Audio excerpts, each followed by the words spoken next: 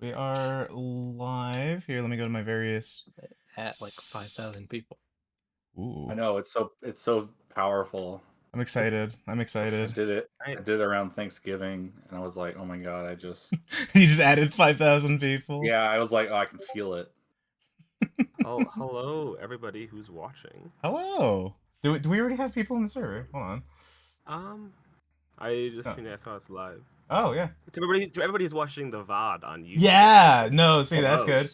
Oh, hey, we got people in. There you Hello, welcome, welcome. Don't worry, I'm just sending out some of the, some more pings to people, and then we'll get started. Hello, hello. Thank you all for coming today. It's lovely to have all of you. Just gotta yell at people, telling them that we're live. Oh, someone followed. Hold on, I'll look at your name here in a second. I just gotta send these out. Hold on, there's one more. Here, let's put on some tunes while I figure this out. Bonkle time. Bonkle time indeed. It's Bonkle time! Hey, if you guys... I'm affiliated now. I got that right before the stream, so that was nice. If you pay 100 bits... Not 100 bits. What is it? Like, weird stream bucks? You throw Bionicles at me. It's funny. Let's see here. Alright, we are live. Hello, everybody. Welcome, welcome, welcome. Oh, throw a Bionicle. Don't mind if I do. Hold on. There's Golly. And yeah, no, that's good. Good job, well done. Hi, everybody, and welcome to Mind Goblins. I'm your host, Spats, and I am joined here by the lovely Team Kanohi. Now, please, if you guys would introduce yourselves to the audience. Hello, I am Joko131. I am Takanuva on the chair. I am the founder and creator of Team Kanohi and Masks of Power. Yeah. And they are going to be represented here by Takanuva.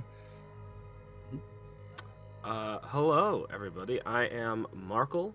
I am the PR manager and also a writer for Team Kanohi.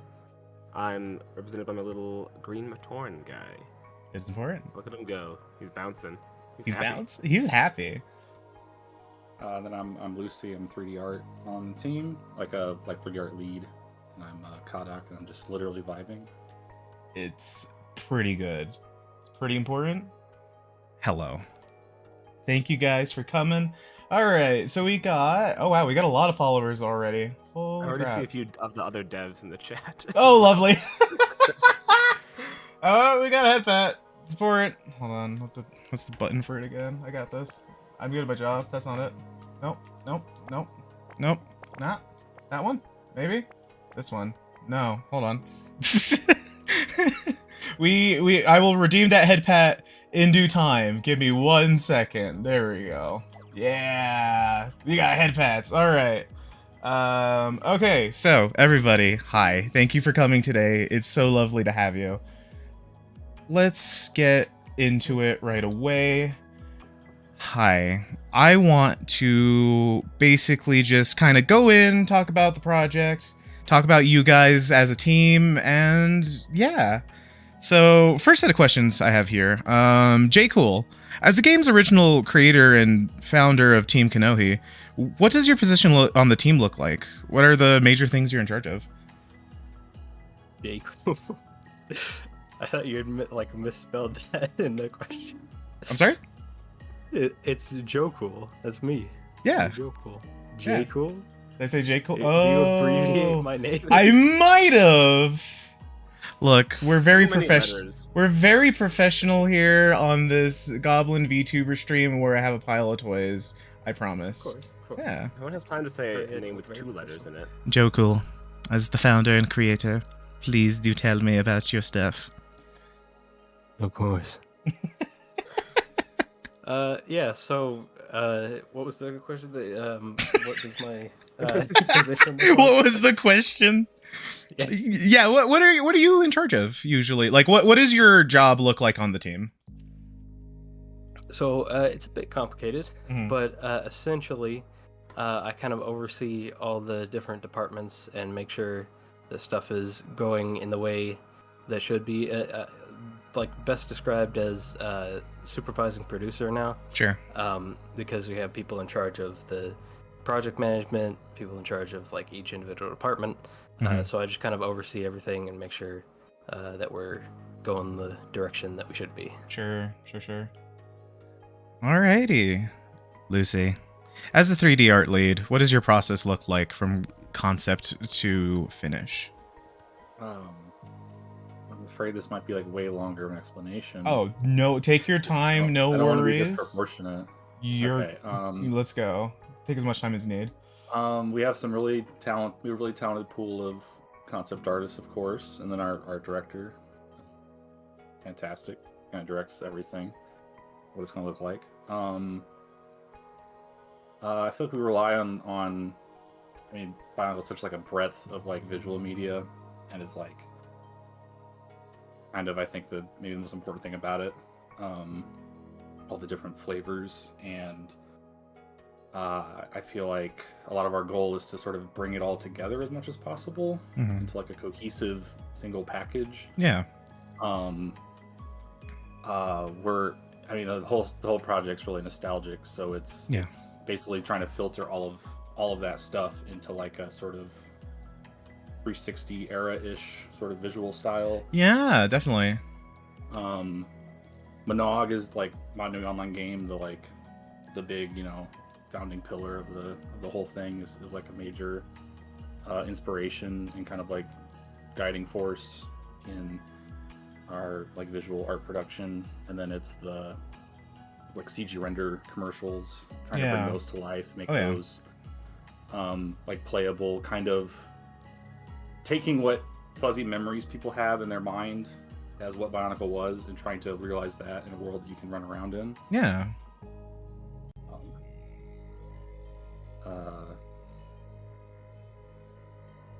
No, that's lovely. So, I'd say that's like a summary of it before I start talking about opening Blender. Gotcha. No,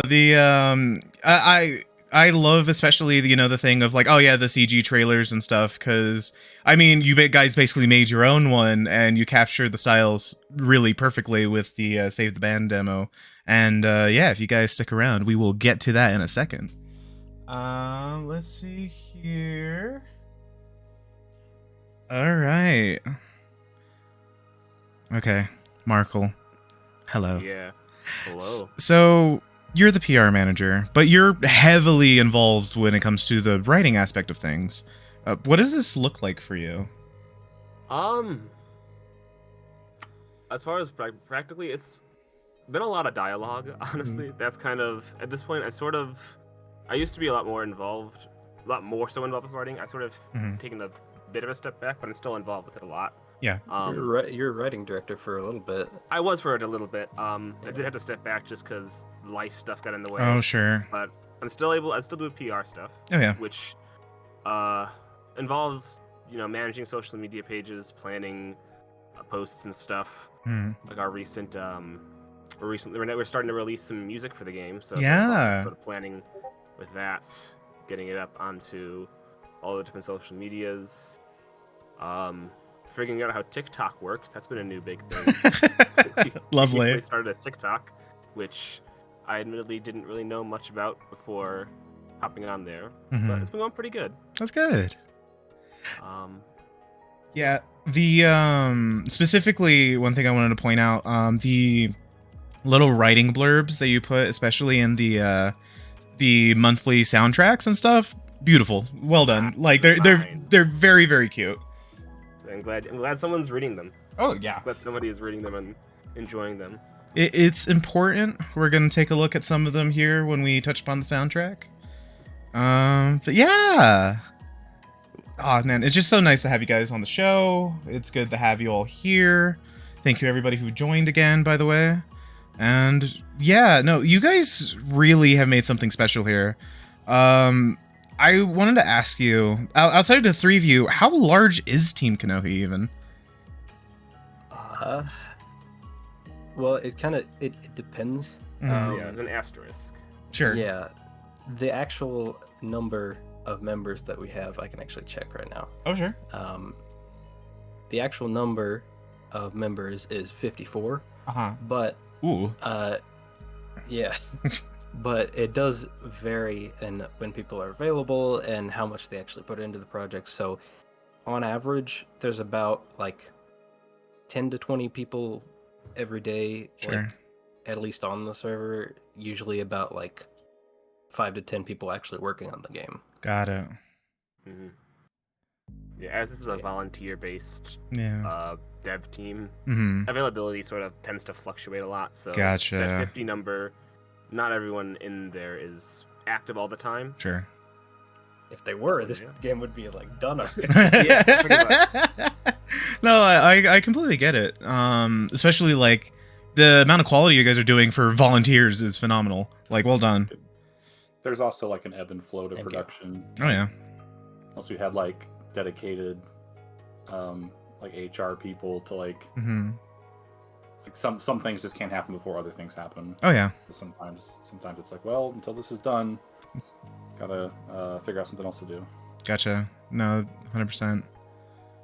All right. Well, what benefits or downsides have you faced because of the team size? Honestly, I think a big something that I think I've noticed as we've begun work on this new version of Masks of Power. So, because for people who may not be familiar, this project started like 7. How many years has it been since we started this? For me, it started in early 2016. Mm-hmm. Yeah, so it's been So- around Ooh. for a long time. Yeah. And 100%. the early days, it started as a very different project, which is now known as Masks of Power Legacy. Yes. And I think a big hurdle that we sort of faced is just transitioning from working on Legacy to working on this bigger size. Yeah. So, like figuring out, adding a bunch of new people and figuring out how those workflows work, and Uh-huh. just upgrading the size and like the scope and scale and just making a bigger game. It has been a big challenge, and I think a lot of the development time, in addition to like people being unavailable, has gone into figuring out how those details all come together. Yeah, there was like I think, was it a full year or something that we just straight up worked on documentation? Just I think like so. 24/7. Yeah. That sounds about right. I missed out on that, but thank you so much for doing it. Like, Oh yeah, it's absolutely necessary. It was Yeah. very much worth it. Like I was a few days ago, I was looking through my old like Google Drive at old like writing stuff, and there has been so many different drafts on like writing philosophy, how this game's going to be structured. There's just a lot that has sort of in those early growing pains sort of like wanting to have a lot of ideas and trying to nail them down. So Mhm. I think one of the biggest struggles has just been figuring out how to make a game with this large of a team. Oh yeah. No, the I mean, especially like looking at Legacy, because I saw the trailer and I was like, oh, there's a game out now, and then like everyone looked at Legacy and stuff, and Legacy already is a pretty good complete game and stuff, and just seeing the contrast between that and what this is really intense, but like super amazing. Here, let's. Legacy was mostly like Mhm. 3 people or so, because like Yeah. it was Mhm. me, my older brother, Yeah. and then like whoever would like come in and occasionally like touch up the game to help me Mhm. on it. Yeah, I did some writing Yeah. stuff, but most of the technical stuff.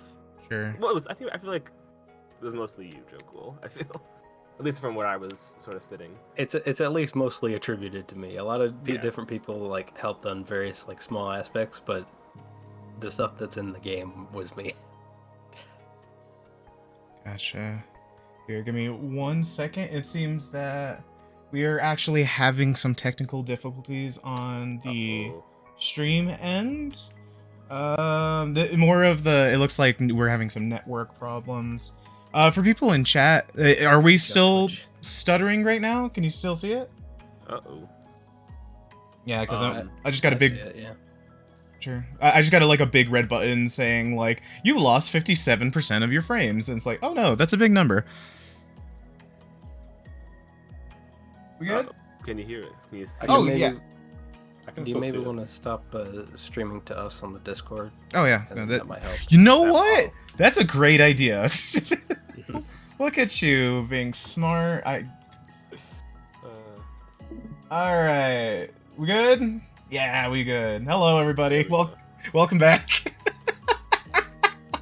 I'm good at my job, There I we go. promise. All right, back to it. Classic Team Kanohi stream. There's always technical difficulties. It's lovely. It's Yeah. lovely. Let's see here. Well, I. Only true OGs will get that joke. We used to do live streams, Sure. and they always broke. Oh, I saw a bit of your in preparation for everything and stuff. I watched a couple of your guys' live streams. They're very fun. Ah. Mm-hmm. Let's see. Yeah. Yeah. Let's see. Oh yeah. Any other hurdles for you guys? Just in general, trying to get the team off the ground, especially from legacy of the 3 people going all the way to the big 50 on and off devs. Well, sure. There's a lot of them. Sure. Don't know exactly. Don't remember. Well, like you could say that there's always like the occasional unfortunate scenario where there's like a bad actor in the team, Mhm. or like, you know, like somebody steps on someone else's toes when they're working on something. Yeah. You know, but Sure. overall, Yeah. it's So general large team stuff rather than anything unique Yeah. to like yeah. working on a fan game and stuff. That's valid. Oh, I suppose the most unique thing about us is that Mhm. we're set globally. We're set like all over the world. Sure. Like you know, I'm West Coast America, and then there's like some people from Germany and some people from EU Mhm. and some people from South America, and like so the a big hurdle definitely has been the time zones and Yeah. time differences. Yeah. It's like some people like will schedule a meeting and it will be like a decent time for me here, and then Uh-huh. it'll be like 2 a.m. over in Germany. Or Yeah. No, I gotcha. something. Oh yeah, we are very very familiar with time zones here on the show because a lot of the people I interview they're usually from England for some reason. I didn't make it that way; it just happened. Like, but yeah, no, scheduling around time zones, like I feel that so hard.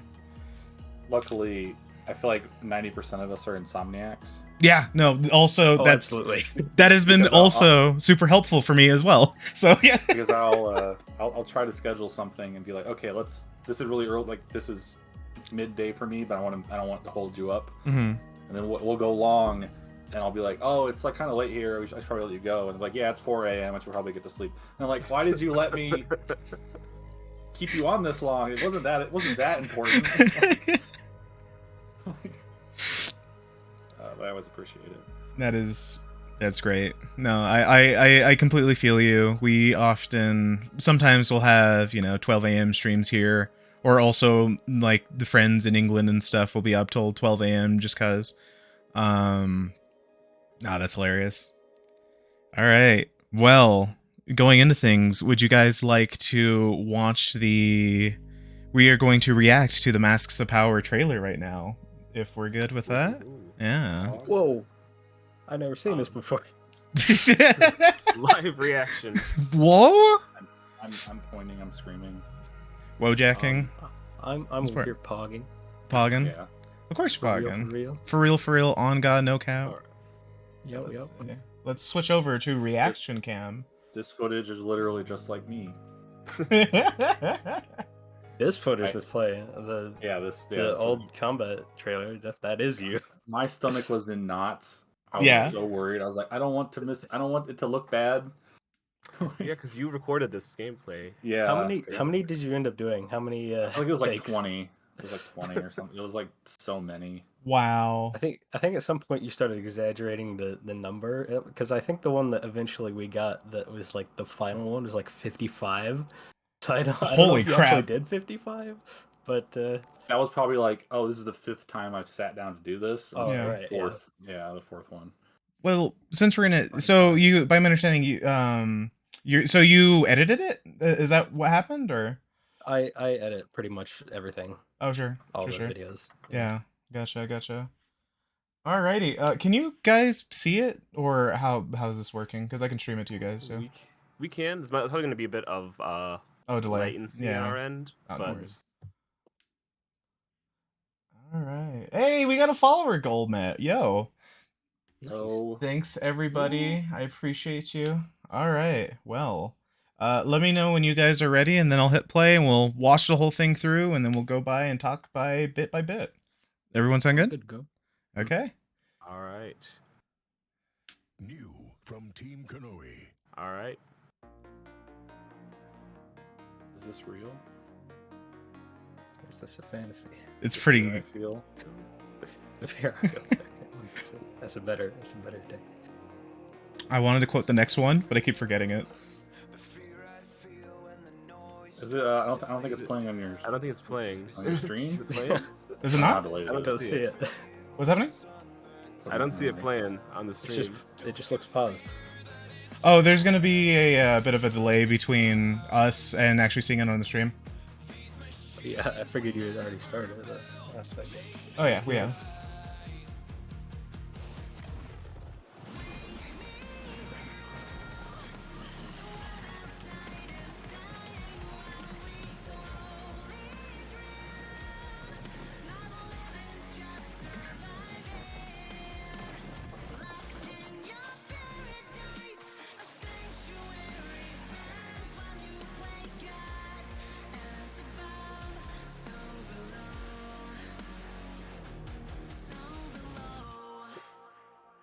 There it is. Oh, did it just start for you guys? Yes. Wow. No, I refreshed it. Now I'm seeing it. Oh sure.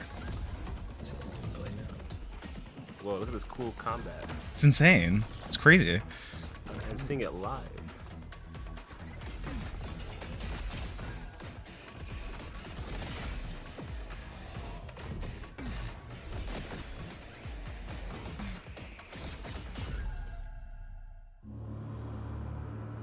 Bionicle. Masks of power.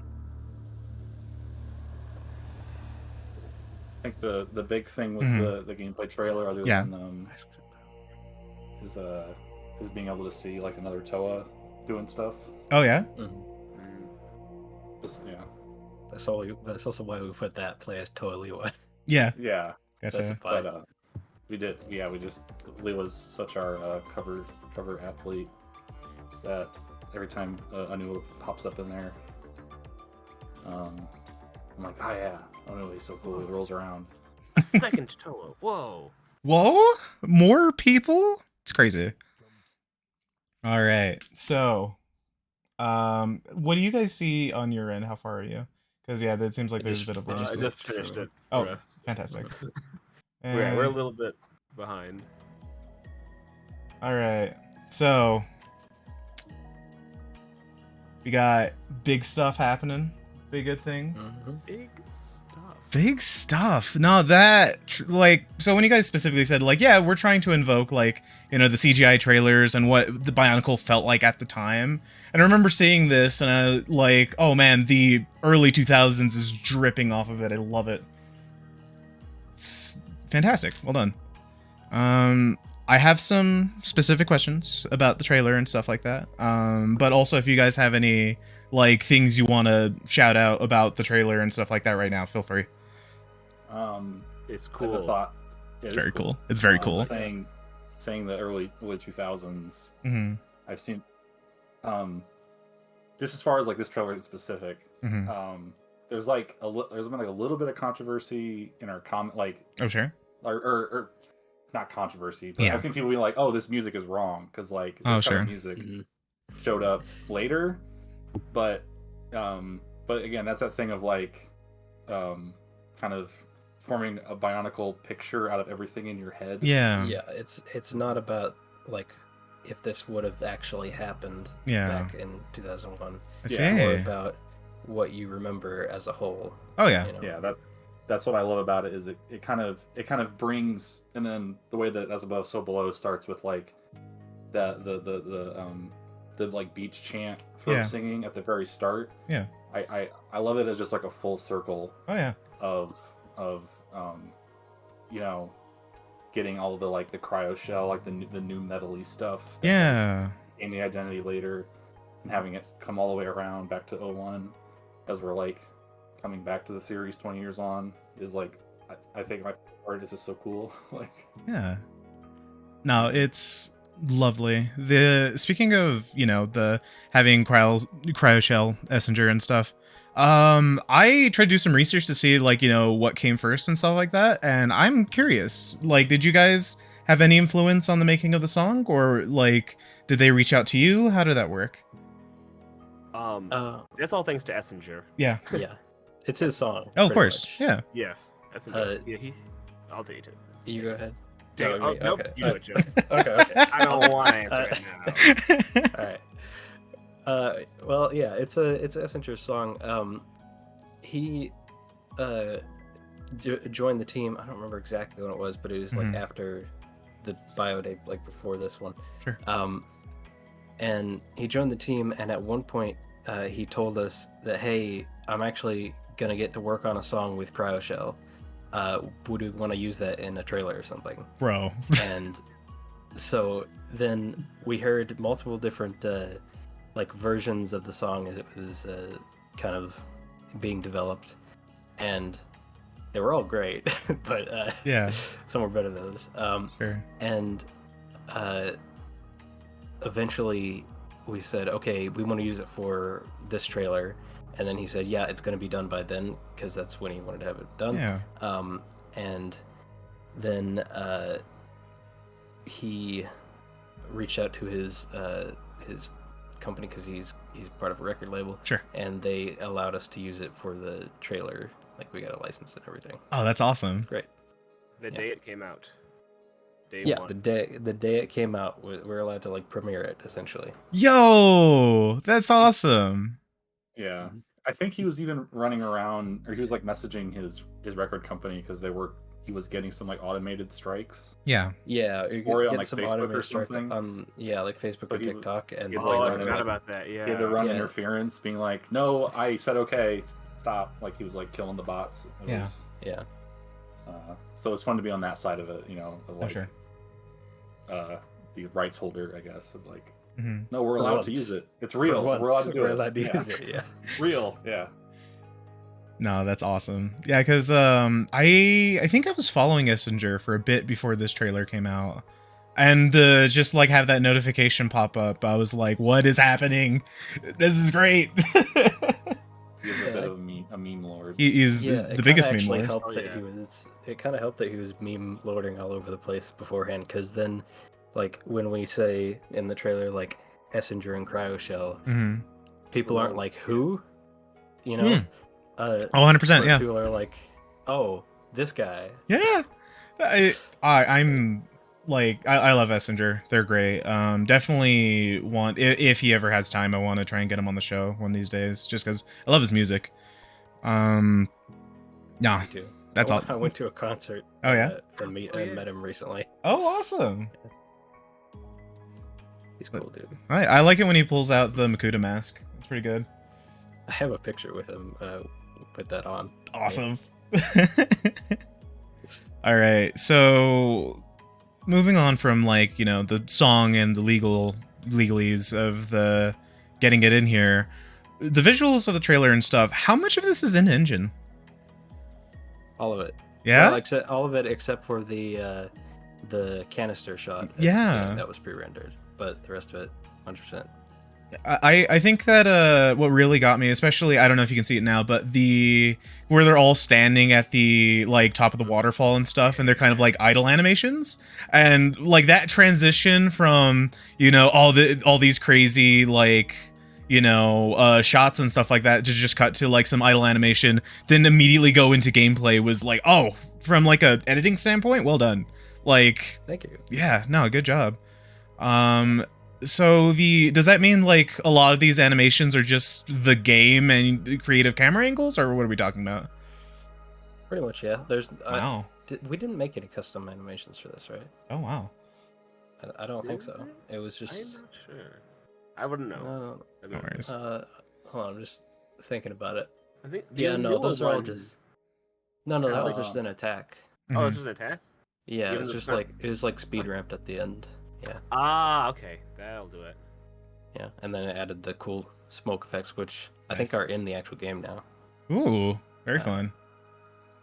Which is again a callback to the like Anua commercial. Mhm. Yeah, I think it's like all gameplay animation. Yep. Plus camera angles. That's awesome. Yeah, because like for reals, as a person that likes to do kind of like, like, oh, let's see what we can make with just framing and stuff. Like for reals, it's real well done. It's also smart because like Mhm. we want to have a fun splashy trailer because like Yeah. it's fun as a fan of a game to have a fun splashy trailer. Oh yeah. But when we're on the other side making a fun splashy trailer, Oh yeah. you don't want to spend that much time making it. You want to progress the project. Yeah. So being able to leverage all the project assets into something cool is like fun and rewarding instead of like being like, okay, we're in trailer mode now, only make stuff for trailer. Yeah. And kind of waste time. That's fantastic. So, I'm that actually, if that's the case, that makes me very curious. So one thing I wanted to go into specifically was, so we've seen, especially when we get to the gameplay part of things, on the end of here, you see that we only really see, perspectives from Lua and a bit of Anua. Do we have are you guys working on everyone simultaneously, or is it just kind of like, oh, we got this guy, we're getting it done, and then kind of moving on like down the line? They're all in various stages of completion. Yeah, Sure. they're all in various stages. We try to like focus on one at a time for the most part. Mm-hmm. Some of them are more complete than others. Like I think Tahu's probably the second most complete, and then Sure. Anua. Yeah, it's because a lot of the time when we're working on a character, Yeah. we develop things that are like improvements on how they worked before, and then we have to go and copy and like paste that and replace everything for each of the other Toa for that system. Yeah. So it's kind of better just to focus on one, get it to a point where it's like finalized for the most part, and then we can do that and like have parity with the other characters, and then we can adjust as needed. But Sure.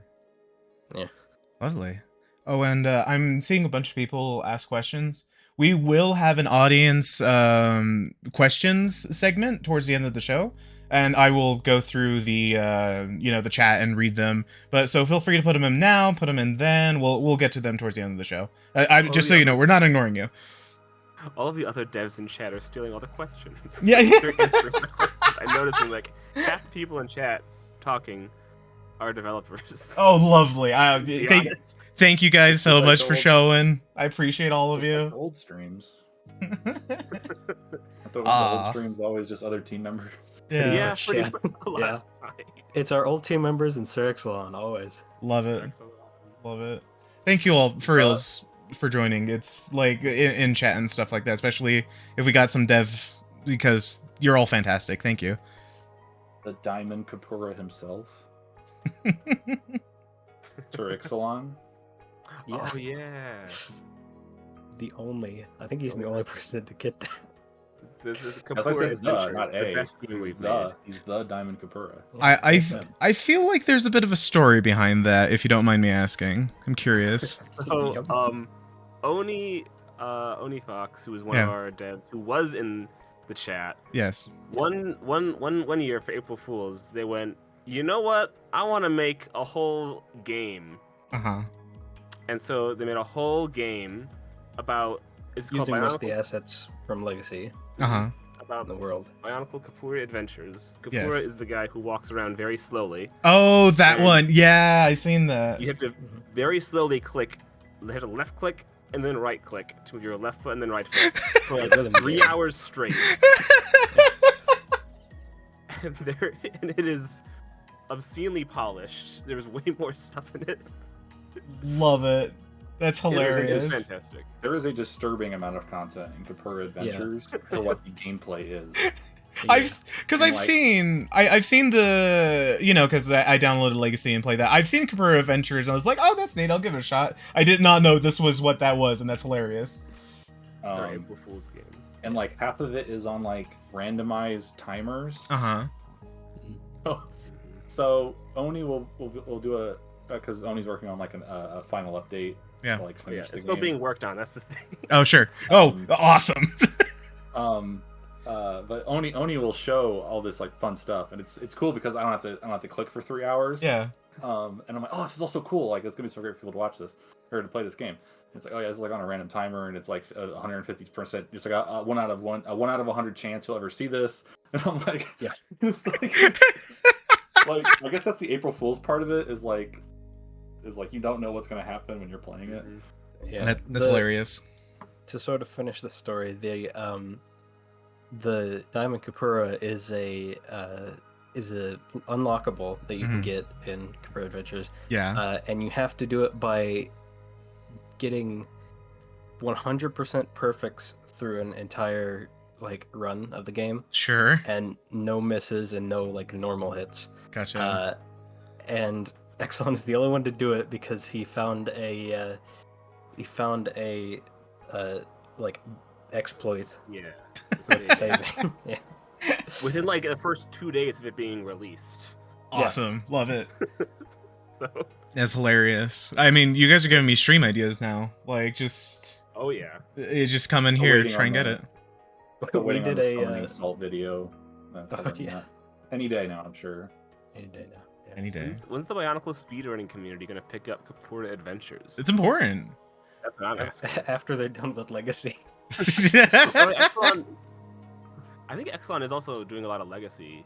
He is. He I've has had the seen world that. record. It's like 26 minutes or something now. Awesome. Yeah. I Exxon, you're cool. hell yeah. The Legacy speedrun is a lot of fun to watch. Oh, Legacy is just a great game in general. Like we're gonna touch upon that here in a second, just kind of like the timeline from concept of Legacy to 2.0. But like, oh, I love Legacy. Legacy's great. Like I remember I spent like I think it was like 2 weeks just kind of hanging around in it. I liked just running around as my boy, going all fast everywhere. Pohatu, that's his name. Yeah, he's great. All right, so all right, so kind of final question going on. Do we have a date for Save the Band yet? We don't have a date, Mhm. a firm date to release just yet. We don't like doing solid release dates. Yeah. It's They've very never been- difficult with like all volunteers. So. Yeah. No, it makes a lot of window- sense. Yeah. Our window was we gave as early 2024. Yeah. So early is a loose early. Early could mean like pretty much the first half of the year. Yeah. at least. Anything before Yeah. August is early. You're good. Yeah. Yeah. Sure. So that's the first 2 months, so it's not that early. That's Mhm. a generous early. I appreciate that. Yeah. Yes. I have a different month that I think of as early that I stress about. Yeah. I won't say it, but No, I sure. like August as early. That's Oh yeah. good. Yeah. Like if it's the first half of the year, that counts. Close enough. Yeah. No, that's. I mean, especially like hearing the like kind of like everyone's volunteer. Everyone also kind of like an ebb and flow of development and stuff because they're trying to work it within their free time schedules. Like it makes a lot of sense. So the fact that you guys have like we're trying to aim for this date and stuff. I think that's pretty good as opposed to just like constantly throwing out dates and then like either rushing things to get it met or just not getting them. Mhm. All right. So, is there anything else we want to touch upon, kind of like trailer stuff wise, before we get into gameplay stuff? I Free the did Bend. just just to Mhm. pull it back around to Oni. Yes. Onie Fox also did the cinematic shots for the demo trailer. Oh. I concepted out the environmental shots, and Uh-huh. then he went and adjusted them and Oh, made them flow with that's awesome. the Toa shots that were his concept as well. That's great. I just wanted to shout that out because it kind of brought the whole thing together. Yeah. And On also all of the like individual Toa shots was Mhm. Oni as Yeah, well. yeah. That's yeah. awesome. The definitely my favorite one is Pohatu. Just kind of like he's going fast. He's running away, and like the bit where he like kind of balance himself with one hand on the floor because he's going that fast is pretty good. Yeah. Yeah. Also, a lot of people. It's kind of funny. A lot of people when the trailer came out thought that Pohatu, like during the bit where they're looking out over the cliff. Yeah. People thought Pohatu was stuck in his like walking animation. No, he's a Koli Really? player. He's yeah. No, Yeah, he's bouncing in place, but Yeah. everybody thought he was just like That's- stuck in a run cycle. That's hilarious. No, I think that's also like if we're gonna talk about those idle animations, like for reals, you really capture the character of the individual Toa. I mean, like for instance, yeah, because Pohatu, Koli player, which also is just rock soccer at the end of the day. He's just a soccer player, and it's great. I love that little characterization for him. Speaking of that, like little bit, especially when you see, Golly, running, from the piranhas and like with the little tiny Matorin on her back and stuff like that. Like for reals, gave me like real chills when that happened. It was like, oh, they get it. It's good. It's good. Yeah, that's what it's all about. You gotta save the little guys. They gotta save the little guys, the little the ones. band even. Save the Yeah. band. Okay. Yes. Yes. Yeah, I love that the trailer captures the emotional core of every Toa, Yeah. and then it all culminates in that wanderer above the sea of fog Oh yeah. type deal that you get in every AAA game where you're just looking out over the valley. Uh-huh. It's Oh no, it's fantastic. I mean, especially like you got oh god, I keep forgetting the names. Which one's the ice one? Kopaka. Kopaka, my boy. Yeah, he's too cool for school. He's slowly walking away from Ice Explosion because that's what he does. Not Korok the Ice Borok. That's a different one. We're not doing the Borok in this game. No, we're not. Confirmation that we're not getting Borok in this game. Confirmed. That's for all the people asking. The Borok. We were gonna... that is what Just we put would a- say though if we were hiding it. Sure. True. We would never put Korok the Ice Borok in Masks of Power, right, guys? Right? For sure. We probably shouldn't do that as a bit. I want to do that as a bit all the time, but it's probably not cool to people to do that.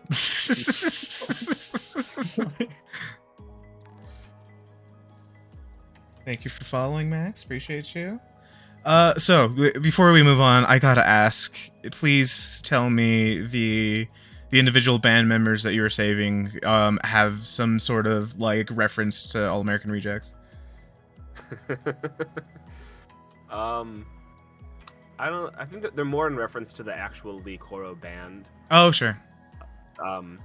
That you see in MNOG. So Mhm. they have all the canon names. I'm making sure Sure. as much stuff as canon.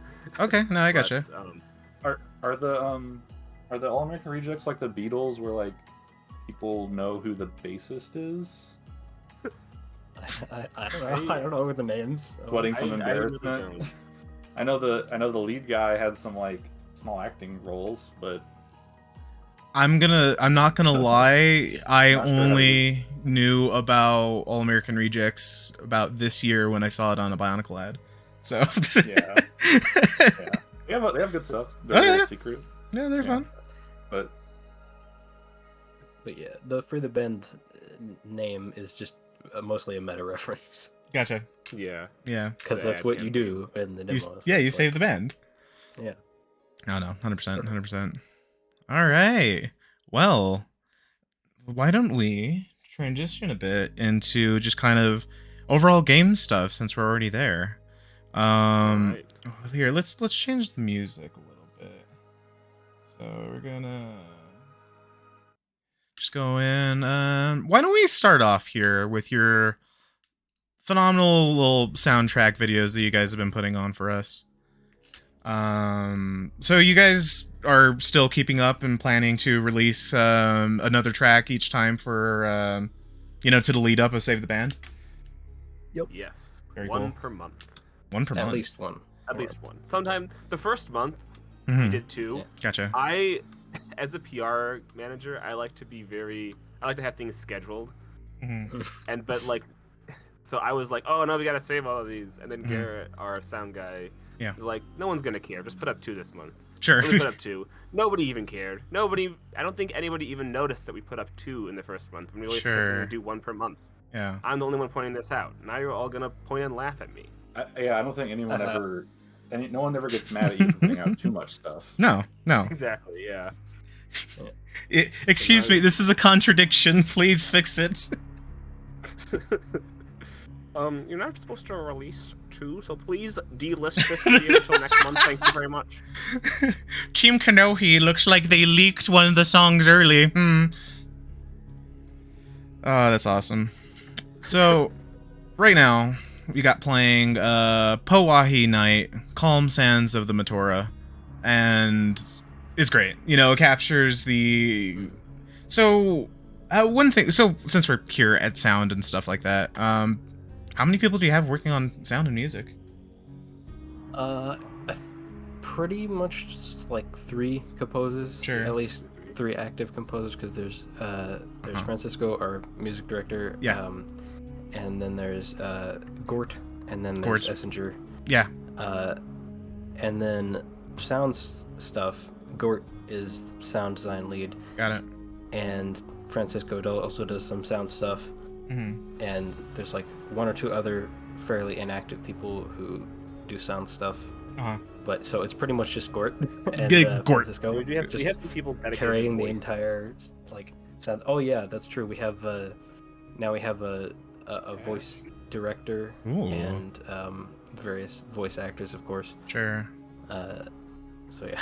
Hey, just saying, if you guys ever need extra volunteer voice actors, hit me up. I believe are still open. I think their applications are open. Yo. I mean, our applications are always open, so you feel free to apply. But I mean, Will it's do. like, at least for the Admittedly- demo, I'm pretty sure we're booked up. Oh yeah. Yeah, At we least don't for need the any more for the demo. demo. No. So if we do need any more voice actors, maybe a while, if at all you hear back from. No admittedly worries. throwing that out there. Yeah. Oh, it's all good. Probably explain what the voice acting is like for people that don't know. That is what we're gonna touch upon, because it sounds like... Well, so one of the big things is that it's not just gibberish is the thing either. It's very like, that kind of Banjo-Kazooie like noises and stuff. But like they're speaking, but like then it's translated into English and stuff. Please, if you can touch on that, I'm curious. It Yeah. is I got this one. It is a completely original fan-created language. Yes. It is by Out of Gloom is yeah. his name. Yeah, out of Gloom. No, yeah, they're a Bionicle fan as well as a linguist. So they made this Yo. completely original, like, fan-made conlang, and a lot of people have been using it for fan projects, and we reached out to him, and that's what I, like, partnered up, and all of the lines that you will hear the characters speak, the Toa, Matorin, Faraga, eventually, Yeah. they have an actual translation from Matoric, which is I think the name of the language, Yeah. into English. So No. they're all saying something. That's awesome. Yes. So, Yeah. So if anyone And you can, wants like, to try, they could try and like decipher what they're saying. There's I think there's a few little Easter eggs thrown Yeah. into there. that's awesome. Because you can get the like document that explains how Matoric works. Uh-huh. Mm-hmm. I've It's, never spoken it, but you guys have recorded dialogue for it, right? It's Like, what is- very difficult. What is that like? pronunciation. Like, It's got some like Japanese sort of like I don't know language stuff. Yeah, you got a lot of pronunciation. consonants and like a lot Yeah. of pauses and Yeah, stuff. a lot Yeah. of different syllables in quick succession. Yeah. That you Yeah. gotta like figure out how to say. Yeah. So, just figuring out how that works, like with like in your mouth, trying to say all the words. Yeah. Biggest It's challenge for me was figuring out like how you're supposed to say this fluidly Yeah. and not sound like. I mean, luckily the sort of character that I was playing didn't have to, but Yeah. just like actually trying to figure out how to say it like it's your normal natural language is very difficult. Sure. But No, yeah, that's fantastic. most of the lines are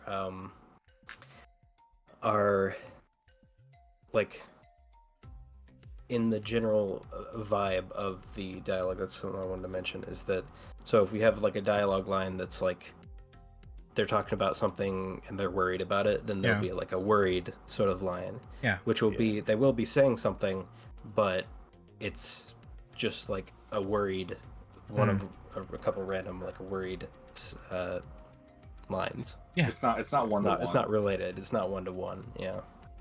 Gotcha. No, that's still phenomenal. Well done. Because I mean, at first I was just gonna be like, oh yeah, did you have like, you know, like just phonetic stuff and stuff like that? But the fact like, no, it's in real language. We transcribed it and we're making it work. It kind of fits the vibe and stuff like that. That's intense. Like the amount of work you guys are putting into this project is crazy. Oh It's man. more the work of just the broader Bionicle community, because admittedly, Yeah, we did yeah. not make that language. Oh, no, We of just sort course. partnered with Yeah. the guy who did. Yeah. No, of So- course. Fair. I don't want to No. take credit for his work. So, And it's not like just ours. I think also Of course. it's for anybody. Yeah. Like it's. I think it's cool to put that kind of work into motion. Yeah. In the game. But like, Yeah. it's just out there. Like, sure. I mean, there's been a number of like Mhm. songs that have been translated into Matorik, like Yeah. Move Along and stuff. That's hilarious. I love that. Yeah. All right. So that actually brought up some things, specifically since we're talking about sound and stuff like that. I wanted to kind of like go into and just kind of like touch upon the little blurbs that we have here, just because they're fantastic. Here, let's see. I think it's the lily pads one I like the best here. I'm gonna give you guys a little read through of this for chat. Is this my dialogue? Oh, here, no, Fine. I got you. Let's see. No, go for it. Read it. Oh, sure, yeah. Gakoro, the floating village of water, lies nestled on the peaceful shores of Naho Bay. Hear the songs of the lily pads, which this serene village is built upon, in Bionicle, masks of power. No, that's good. I think That's I good wrote stuff. that, like maybe an hour before putting it live. Hell yeah. You see, with that one, I snuck the name of the song in. If you notice, Yeah. the song is called "Songs of the Lily Pads." Yeah. Say that in the thing. See this little, Wow. That's a little secret for you that Lol. you may not have noticed. That's really cool. I am Oh. super impressed. I'm sorry, I like know. how this sounds really You can condescending. all I'm sorry. compliment me now.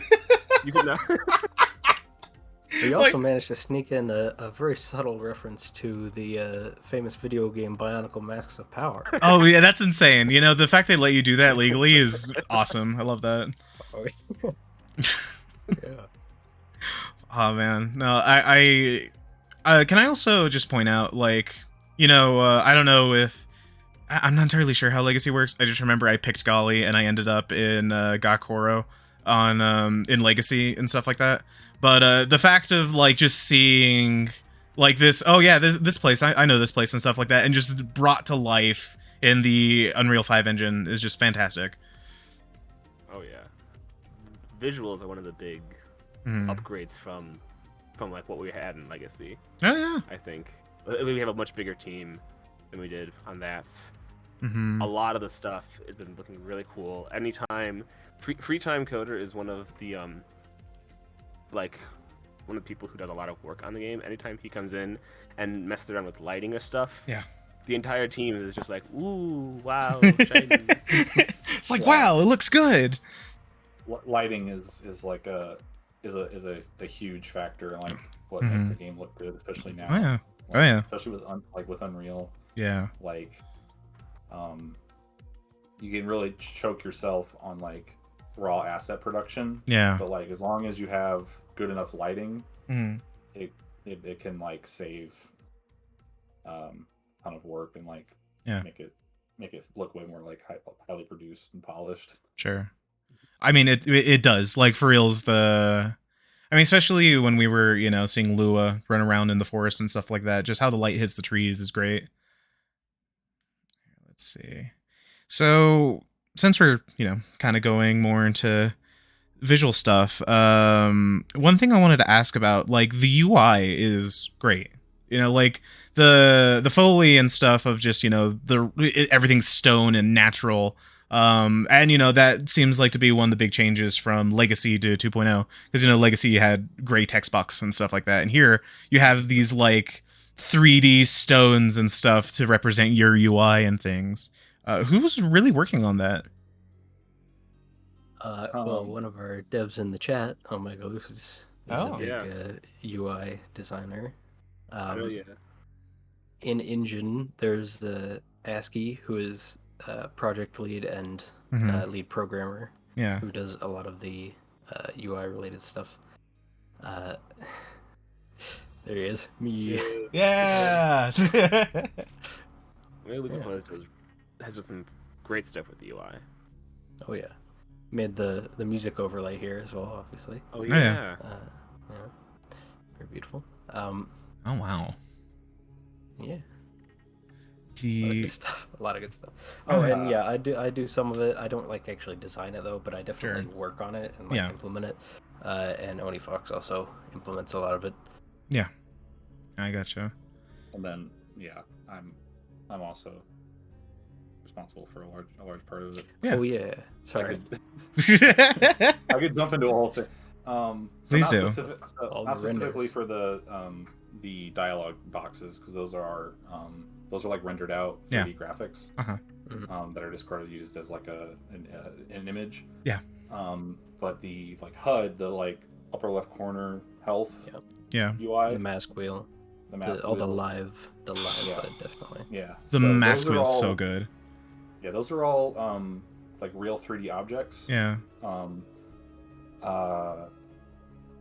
So that was ASCII's like pitch and idea, and I realized that I brought that to life. And was really excited doing it because I love just old like crunchy UI, like minimalism is like fine and it communicates everything you need, but like you lose like an artistic merit. Yeah. And Bionicle is an 01 franchise, so it's kind of got that excess. Yeah, that early Xbox action adventure kind of feel of like everything is adorable, and well, adorable is the word. A lot of work put into every little corner of everything. Like with Dead Space, we got into like diegetic UIs in the world, and then we got like a really minimalistic with like high res UI like text. Yeah. But like that old like CRT, the UI is big, so you got to draw something fun on the screen that's going to be there, burning into your CRT television for hours. It's important. Look cool. Yeah. And so like and our UI is like real 3D things, and they like catch the light.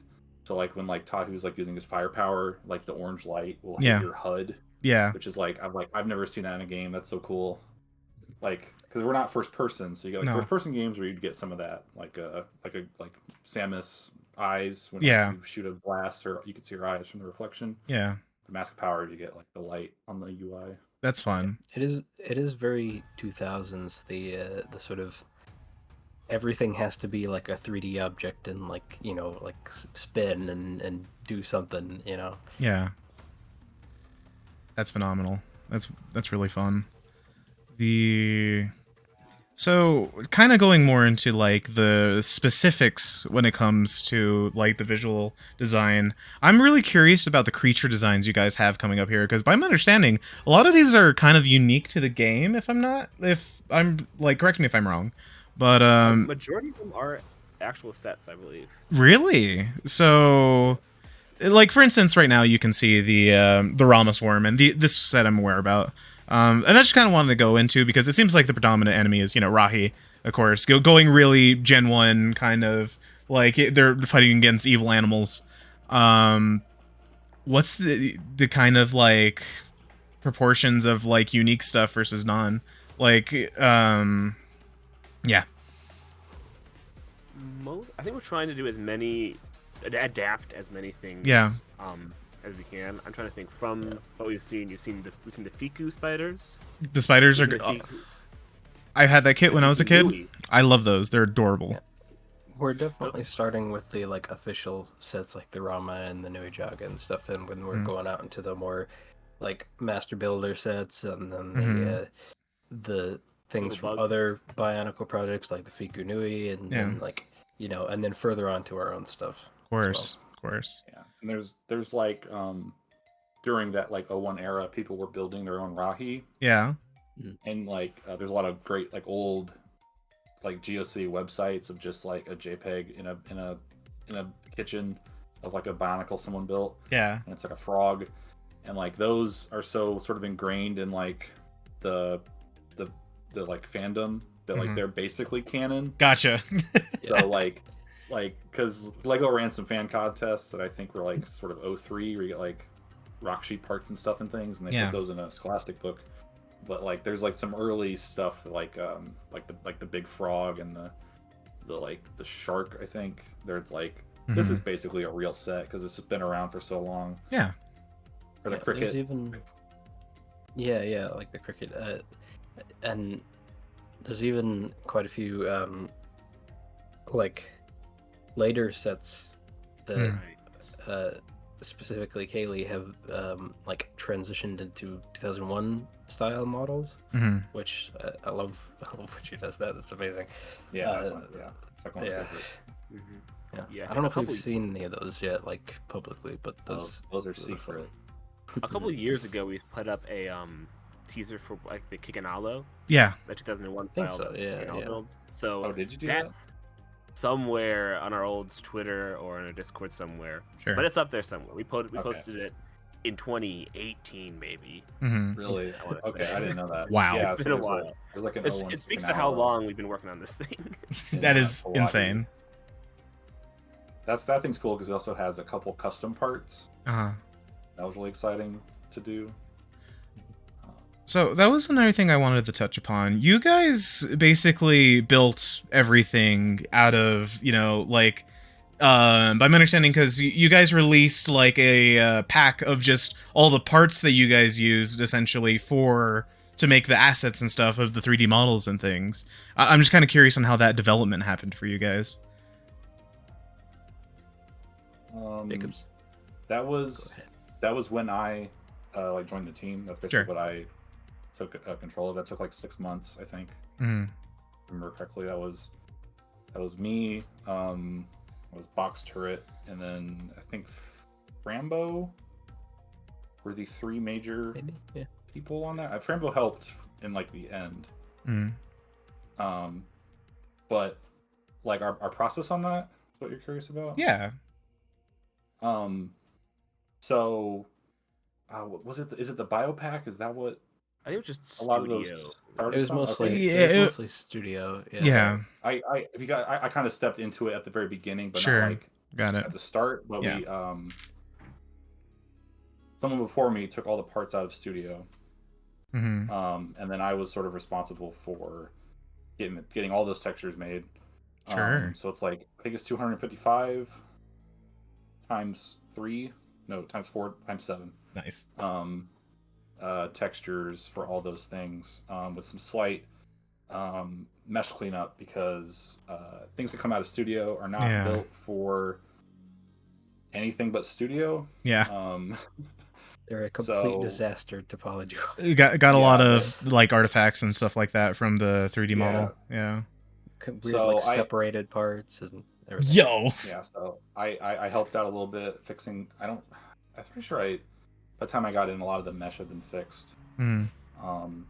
But some fun stuff with that was like getting like the pistons to work on like the toe arms and the legs. There's like the fan part on like the Nui Rama that piece. The Mhm. Yeah. it's got a little fan, so that can spin. That's awesome. So like making fun slight like alterations to like what Studio had that was Yeah. just like a like ham-fisted fix or a ham-fisted representation of Lego pieces in 3D. Yeah. And then it's like, okay, let's clean these up to make them work in a game engine so they animate so that someone can make some great animations on them.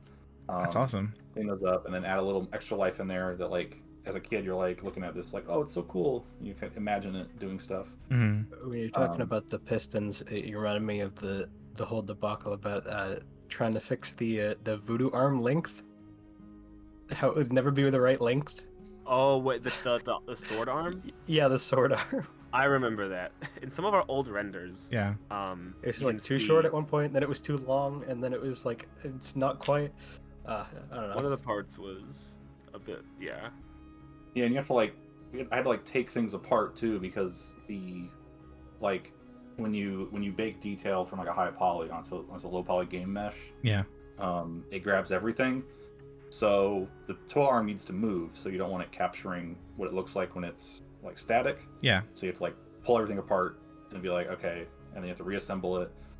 So those take like some extra care to bring those to life. And then we packaged that all up together. I think a box turret did the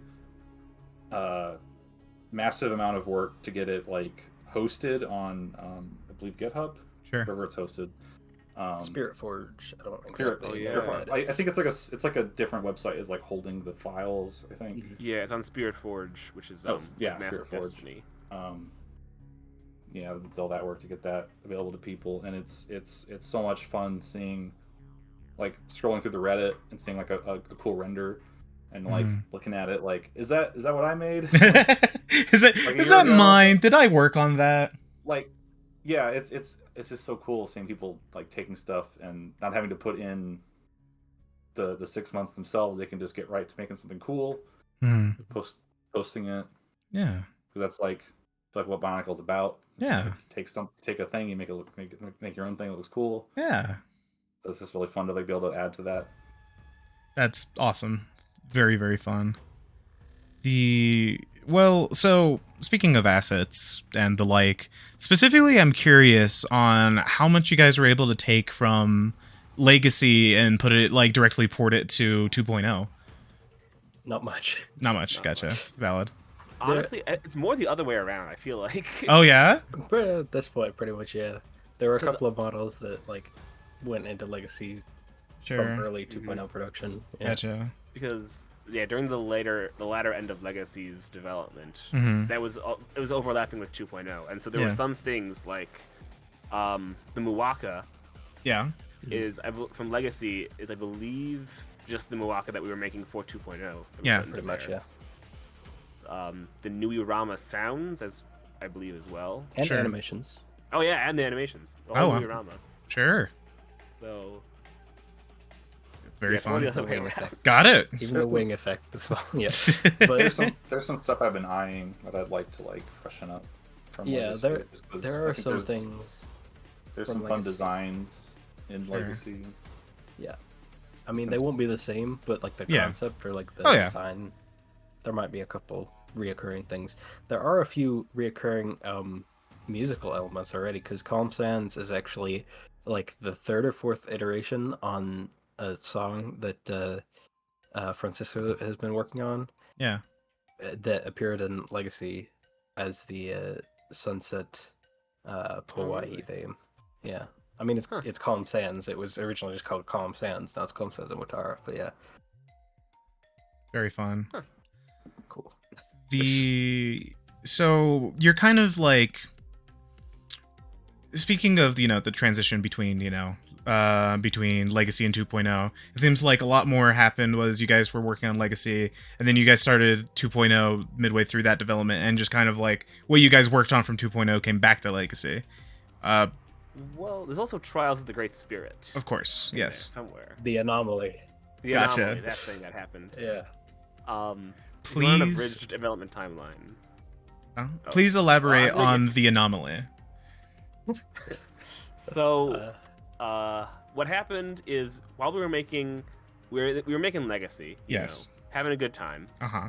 and then I think somewhere along the point we realized that there was some Legacy was sort of limited in how much it could do, and so the idea was we'll start pretty much from scratch Sure. and make 2.0, which is where Yes. 2.0 started. Yes. And Trials of the Great Spirit, which is a sort of tech demo-ish of sorts that we made, Uh-huh. that was made to sort of test out some of the ideas and concepts for 2.0. Gotcha. So that is basically an early attempt at making 2.0. So Mhm. that was a big thing they were doing during Legacy. That came out 4 years ago at this point, which is weird. Wow. Yeah. um, The sort of reason why we switched from Legacy instead of like just iterating on Legacy more, and why we kind of like basically redid everything for 2.0 is because Legacy was my first ever game project. Yeah. I started it when I was like 12, Sure. and then I was learning to code with it, and then by the time, like a year or two later, by the time we had an actual team that could do stuff, we said there is no documentation, the code base is a complete disaster, maybe let's just restart. Fair. And we said, okay, good point, let's do that. Awesome. Lovely. Although I was sitting in the back going, I kind of still want to just finish this version as well, Sure. because I don't like leaving things unfinished. Of course. So I kind of just continued it on my own up until 2020, which was about, what was that, like 4 or 5 I think years? it was 21, honestly. Was it 21? I'm pretty sure it came out in Maybe. 2021. Yeah. The But final yeah, update. it was like 5 or 6 years that I was still working on Legacy alongside 2.0, Wow. and then finally released that and did the final update. Sure. And now I'm just working on 2.0. Very fun. What's the kind of like development mindset that you guys are like? What's the differences between, you know, Legacy and 2.0 when it comes to like the developing mindset? Well, Legacy Mm. was a lot more. Now this might sound like a negative contrast, but Sure. it's not. It's like it's just a contrast. No worries. Legacy was a lot more sort of free and open. Mhm. You can see that definitely in the actual game as well, but Oh, it's a yeah. lot more sort of like, oh, here's a corner that doesn't have anything in it. Let's put something cool there. You know, Sure. come up with an idea, put like a town there, put a quest over there. What do you know? Mhm. Who cares? 2.0 is a lot more like constrained because we know what we have to do. It Yeah. just has to be done. Yeah. So it's a lot less of like just a sort of free creative outlet and more of like an actual like job, I suppose. And again, that's not a negative thing. That's Yeah. it's just a difference. Sure. So it's a lot more of like, okay, I'm gonna work on, like, for example, yesterday I was working on the tutorial pop-ups. Yeah. You know, gotta get those done, and then you kind of go through it, and then, you know, I don't know. It is different. It's been interesting, sort of making the transition to that from Legacy Mm-hmm. to where, like, Legacy, if I wanted to make a song, just go ahead and make a song. Yeah. But in 2.0, it's like it has to match up to everybody else's Sure. quality level. So, yeah. I think that's just another consequence of the expanding size and scope. Yeah. Yeah, 'Cause that too, there's also- There's a lot more people now working on the game than there was back in the Legacy days. So Sure. just that need In for, Legacy's, in Legacy days, I had to do everything. If we didn't have, like, if the one music guy we had was like unavailable, I have to make the music. Sure. right. Or if we don't have a VFX person, got to do the VFX yourself. you Yeah. know? Yeah. Yeah, it's a very different type of team and type Sure. of development. Oh, that makes a lot of sense, yeah. Well, okay. So I have this listed here. It's going to sound like a tangent. Is there going to be controller support? Yes. Yeah. Nice. Heck yeah. Very fun. Play with your controller. I'm curious, how does the development for, like, how do you implement controller like, into, well, no, it's Unreal 5, so it probably has, like, just a plugin, right? Yeah, it's I think I just saw a flicker in the. I'm mad now. Sorry, I was just looking Oh, at the video. you're good. Unrelated. Sure. Unrelated. But adding control support. Yeah, it's for the most part it's very easy because Sure. Unreal 5 is a very built for that kind of thing. The only somewhat challenge is the actual like UI elements, Uh-huh. which, as I said, I was working on the other day, and they can be annoying at sometimes, but Sure. usually it's pretty much just a breeze. Yeah, I haven't really worked with UI on this game as much, but from my experience, there's an annoying amount that you probably wouldn't ever notice of getting like a program to like capture your mouse. Yeah. And say, I own this now, let me use this as like the thing I'm tracking. Yeah. And like getting like your camera to work with that and like it to like push the buttons on your screen. Sure. Is like weirdly can be weirdly difficult depending on what you're trying to get it to do. Sure. With the new with UE5's new common UI plugin, it's actually really easy now though. That's I mean, cool. it's a little annoying to set up, but once it is there, it works just fine. It's great. I do have to say, Sire X Lion came in and said, from what I've heard, it's fair to say that 2.0 will have mouse and keyboard support. It will. That's as true. well. It will. Yes. Yeah. That's nice. You know, games don't have that too much. A lot less people ask about that. I'm hoping to see some like Guitar Hero support. Or Yeah, that's important. Support. I want the controller. I need the Donkey Kong drums. You Donkey know? Bongo. Yeah. That'd be fun. I love seeing people play like Kingdom Hearts with their feet. Yeah, that's important. So Yeah, Sean White Wii remote snowboarding support. snowboard report. Nice. oh yeah, if we could get some Tony Hawk. It's great. Balance Snowboarding. board. Come on. Tony Hawk ride. Rebalance board. Yeah. It's for Wanna the get their Tahoe lava That's what the surfing game mini would be. game. All That'd right. actually that'd be awesome. Piece of spam. So, kind of, you know, shifting a bit. Well, since we're kind of in the nitty-gritty, I would like to kind of talk about the Foley and the sound effects and stuff, because it's featured predominantly in the, specifically the trailer. We got the mention of F-Mod, and I'm just kind of curious on what that is and how you guys kind of use it for the project. It is a external third-party software that hooks into game engines. Sure. And it controls all of the audio stuff that you need. Yeah. It's very useful for games in general, but it's also very useful for communicating between like music and sound people and actual like programmers. Yeah. Because music and sound people can do all their stuff. It's essentially functions like a DAW, Yeah. slightly different, but it's essentially has the same functionalities as a DAW, and they just throw in the sounds and structure it and stuff, and then they say, okay, just play and stop this when it needs to happen, and Sure. then it's good. Gotcha. And it also handles like volume control and everything. It's a great piece of software. It's if other people that you might have heard of WWise. Mm-hmm. I like to call it WWise. Yeah. Which is fun. It's essentially WWise, but it's free, so you can use it. Sure. Yeah. Very fun. The That sounds.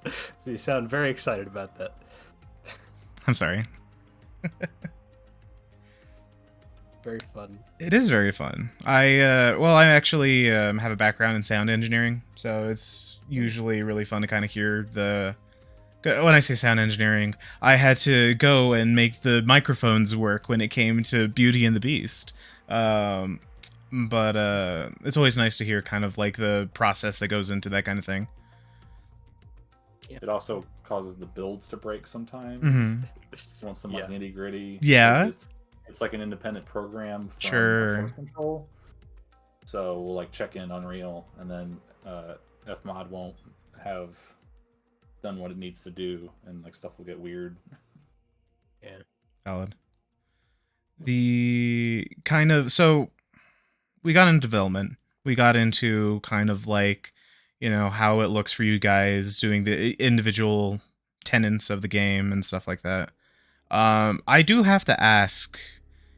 By my understanding, you guys were like able to work with Lego to make everything like legal, essentially. And I'm just very, very curious on how that worked out for you guys. Basically, we I don't know if we've contacted them directly or just someone who knows how they work. Yeah. Uh-huh. Yeah, we contacted an ambassador. Gotcha. Right. From Their ambassador network. Gotcha. But Lego tends to be very lenient when it comes to like fan-made projects. Mm-hmm. They're a big thing with them is like creativity and stuff, and especially I feel like in the video game space they have Lego video games, but they're like looking on their website they're mainly concerned about like toys trying to copy them. Yeah. No, And gotcha. especially with Bionicle, which is like an IP that they're not necessarily using a whole lot at the moment. Yeah. They don't. I don't think they've been pretty chill. That's good. Yeah. Yeah. The big thing, the big two things that we need to make sure we follow is that we clearly label this as a fan project. Yes. And we do not make any money. Yes, So, that's gotcha. And thus entirely volunteers. Yeah. yes. That was going to be one of the big questions of, you know, like how do you make income? What does that look like? And by the sounds of it, it's just a bunch of volunteer devs doing it in their free time, which is super cool. Yeah. I was getting paid. The game might be out sooner, but we're not. So. Nah, that's valid. It would help, yeah. I for one am super excited for when Lego finally releases the hit tie-in set of Bionicle. I mean, they made the cool little Mhm. Lego the figure last year, like a Did- gift with purchase. Oh yeah, I have him sitting on my desk right now. He's cool. I bought that guy. He's Mhm. cool. He's neat. And then of course they're throwing like Easter eggs left, right, and center with there's like an Onua mask in a set, and I think that like the one big one was like there was a video game store and it had a picture of Lua with like video game UI, and I like to pretend that it was a direct nod at you guys. Yeah, me too. I do too. The It's not UI in the right spot, specifically though. in that was very Heroes, obviously. Yeah. Yeah. Not with Heroes. But Leo wasn't in Heroes, so it's like Well, you He did was also in a with Leo's jungle. axe. Kongu didn't have that mask in Heroes. True. Yeah. He had the Suleta. Zuletu. Yeah. If they had two sons, that would lock it in as like Hmm. that's master power because we got the two sons. Yeah. But yeah. But I like Maybe to it's a imagine. master fan. reference. I like to imagine it is. I feel like there's like enough evidence that it might be. I don't know. Gotcha. Somebody there in the set design queue there is a fan. I mean, it makes a lot of sense. From, you know, a fan's point of view of growing up with Bionicle, I feel like that you guys very much capture what that is, essentially. Because Bionicle is a very specific vibe, you know? And, Oh yeah. that is, like, it's also, I want to say, very unique in ways that, like, there kind of hasn't even been, like, something that really touches upon the same kind of feeling as Bionicle has. The kind of, like, it's very, very silly and out there, but it takes itself seriously to the point to where it's like, yeah, these giant robots are fighting rhinoceroses that are also robots in the forest, you know? But it works. No, it's... Mm-hmm. It's that unique vibe is something that we were definitely trying to capture and emulate in Masks of Power. Oh, you guys are doing a fantastic job. Let's see here. So, writing. I am curious about kind of the story you guys are going with. So, are we going to lean heavily on story, or is it going to be more kind of gameplay first, sandbox kind of deal? There is going to be plot. Yes. There's going to be a story. Uh-huh. So we can say that much. Yes. We're trying to draw from elements of canon where necessary, where Yes. we can, where it makes sense to. But a thing with especially the first year 2001 story, it's there's not a lot there really. It's sort of more open-ended sandboxy where it's like Yeah. you have this world, you have these characters, what they do, how they get the masks. There's a few things that are laid out in like the books and stuff like that, but a lot of it is very just kind of open to people. So there are some things that we're going to be taking some liberties with. Yeah. There are going to be some things where we draw directly from events that happen in the story. Sure. But whatever makes for the best game at the end of the day is sort of how we're going about that decision Gotcha. making. Yeah, And then because in the art, I try to like yes. bring in as much as we're able to, because like Matsunui is technically like a sequel, Yeah. like, timeline wise to like Metro Nui. Sure. Oh yeah. So yeah. like, so like I like we have like a bunch of like art guidelines, but like I really like to think about like, okay, how can we kind of allude to the past that like we didn't know about when we were 12 Yes. in 01, but we do now, and we can kind of like sprinkle in a little bit of like, this is after a bunch of other stuff has happened that you know about because they told you later. Like,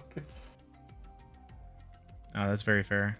Now I'm personally excited for the kind of to explore the game that you guys have and see the little storytelling bits with that, because Bionicle is a very rich world when it comes to like what it is, what's came before, and just in terms of world building, it's very interesting. So just being able to walk around in it in like a physical way is, I'm sure everyone here in chat especially are really excited to just feel that. There's some you're gonna get a little bit of taste of that in the demo. There's a few Oh, areas that I'm excited. very fond of in terms of story-esque, the plots, world building, stuff like that. It's awesome. I'm excited for people to see that. Well, so we have basically blasted through all our questions. I am still curious about a couple other things. Mostly, is there anything that we can kind of talk about that you guys would like to touch upon before we move on to audience questions?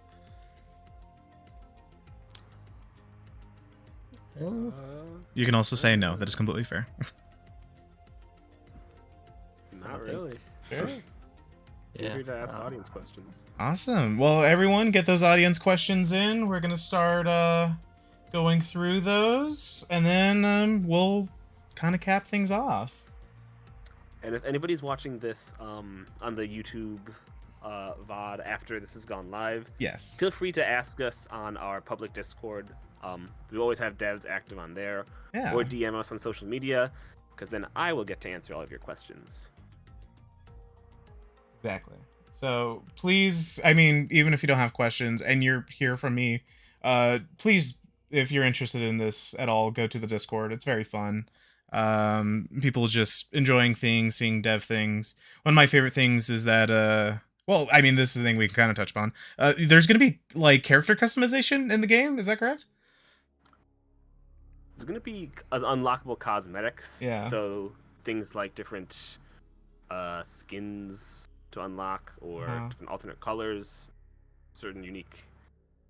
There's going to be ways that you can customize your appearance. Not full customization. I know a lot of people have been asking for custom Toa. That's just way too more difficult. work than we can do. Yeah. yeah. It's sort of in the vein of like Lego Star Wars. Not that you could build your own minifig, but that you could like get things that would change parts of the game. Mm-hmm. So like we have a bunch of like handcrafted sort of skins and stuff that like are homages to things or just like fun color palettes. Be able to make your Toa look cool. Nice. And I think it's a lot of fun of just like how much, like when you look at old Lego parts, how much of it is like oh, this color only ever existed in like one set, so it's like 50 cents or something, and it's like hard to get. And like in the game, it's like, oh, I want to make my Toa, let's make a Toa that's just like all purple. That'd be cool. That'd be fun. Even though like the Toa torso was never in purple, but now it is. So I think it's a fun thing to see and a fun thing to play with. Yeah. I for one am excited to have a fully purple Lua and just run around with that, just because I like color purple. I also might just explain like why it would be so hard to do fully customized Toa. If you could, I'd appreciate that. Is because of how much like work goes into giving them like really like full like lifelike emotions. Oh yeah, not, like motions, animations. Yeah. It's like individual per Toa. Per Toa, personality. matching their personality. Like Layla running around on all fours like a little gremlin guy. I do like that. I do like that a lot. Like that personality is so bright, but it would like be really hard to get that working if we didn't know what his arms were or like what his legs were. I mean, if you look at the official toy too, like that, there's just the fact that you guys managed to get some of those poses out of him, like, is like, yeah, he should move like this. Yeah, and that's like not being precious about what the toys were. Yeah. Because like they're fundamentally just completely broken. Yeah. Like rigs. Oh yeah. Like, because the toys never work like that, but it would be fun if they did, so it's in the game. I mean, because this is how they... Yeah, no, you guys did a fantastic job of capturing the kind of character of the individual Toa very, very well.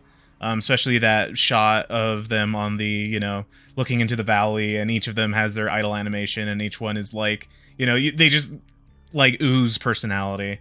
I'm still gonna gush about Pohatu, and he's doing his little soccer jog. He's antsy. Someone in the chat is asking about the propeller hats. Propeller hats? Very cool hat from Legacy. Do tell. I want that in there. I'll fight to get it in 2.0. Yeah, I would love to do a lot of like add-ons. So like not necessarily changing the base Toa, but like giving them fun accessories would be my ideal for what's like in the game eventually. Yeah. Beyond like the color swaps. We included a funny little propeller hat in Legacy. I think that was my idea. That makes me happy to know that that's there. Yeah, that's my fault. You're welcome. So, we have Wargamer Lena. Let's see here. Oh wait, no, it's Sire Exelian. They have a very important question that has never been asked before, especially not by me. Will Voraki be in the game? Voraki, I don't know. Obviously not. I don't know. I don't, mate. No. I have something. This is his bit. This something. Is yeah. I was gonna say something tells me that this is a bit of a regular. Yeah. All right. To next question, we got Mini Kit Sophie. I was wondering if you could describe how big the demo would be. Not in terms of length, but like how many locations you'll be able to explore and what kind of gameplay should we expect? Action, exploration, puzzle. Areas. There's like technically like 6 major areas. Sure. I mean, like that have names, right? Yeah. There's like one or two is like the hub-ish area. And yeah. You branch off from there. Should be a bit of like action, like a lot of combat because we have the whole area. Sorry, I'm trying to just think through it. No, you're good. Yeah, There's a amount of exploration as well. Yeah. Yeah, There's some definitely. platforming esque sections. I don't believe there's a lot of puzzle elements in the demo. Sure. I mean, like, for like 1 or 2 of the quests, but Right, but like Yeah. that's admittedly not. I don't think that's something we're doing a lot of in the demo area. One I thing believe. to bounce off this question, this leads me to ask how much Amatnuti will be explorable in the demo. Just In the one area. yeah, Sure. just one section, which is what is that? Like Leiwahi. 1/12 of the game. Gotcha. I Gotcha. believe of the what we're planning. It might even be less than that, but yeah, about that much. Alright, so next one we have... Will you be able to visit locations seen in the Matsunui online game? This one's from War Gamer Lena. Yes. Yeah. Yeah, I don't some of the big... think not in the demo at least. Sure. Right. No, yeah. Yeah. In the no, full most of game, it's original. A lot of yeah. the more memorable locations. Of course, yeah, of course. Mhm. I mean, Yeah, Legacy iconic. had some poor replications of them. Some of them were better than others, but they were there, and so yeah, they will be in 2.0 as well, Gotcha. in better form, a lot more realized. Yeah, I think the demo is a lot of new stuff. Gotcha. Mhm. That'd be kind of fun. So again, I for mean, more. even Oh yeah. the one area that's like, sorry, Oh, you're good. even like the one area that's Oh. like a The one Like a- area. that one area that's like That one. um That's a thing. it's a reference though. Yeah. It's not even. It's like it's an original extrapolation of a reference, so it's not even like a direct That's true. replication. Yeah. So That one. Mhm. Yeah. Gotcha. that one thing. Yeah. Yeah. That one thing, that thing. Yeah. You guys will figure it out later. I think we're like dipping into like full Monog recreation for like later later phases of the game. Yeah. Like when we get the villages and the other places. Yeah. Yeah. Will Kopaka have colored eye lenses for his little Voltom eyes? I believe he does. Yes. Yeah. Yes. We've Yes, he seen that. does. And that's also going to if you have a different Toa wearing the Akaku mask with the Mhm. different Or a lenses. different color. Yeah. Or a different color scheme. Yeah. Yep, that the eye color on the lenses will change accordingly. Hell yeah. So that's cool. That's cool. Mm-hmm. All right. Next one from Jace Silverwave. A few quick ones. Sorry if I already answered. 1. What source control are y'all using, and what is the dollar overhead, if any? Well, we're using Perforce. I don't know if Perforce itself is like the method that we're using. I don't think it's paid, but the server to host it is paid. I'm not sure. I would have to ask you about that, but I think it is something like $10 a month or something. Hopefully, Sure. hopefully not too much. But yeah, he has been very graciously hosting that for us. Yeah. And It's actually costing people money to make this, not. yeah, Yeah, valid. That's the That's thing. the funny thing. Ugh. All right, number 2 is, are y'all using Unreal Engine 5's volumetrics content or any other interesting experimental plugins? yeah. I think we're planning on using the volumetric clouds. Sure. I think Freetime just brought those back in because they're for some reason more performant now. And experimental plugins. We were using voxel at one point, but I don't know if we're actually gonna even use that like Sure. properly. We briefly experimented with using Nanite, which is their virtual mesh solution. Yeah.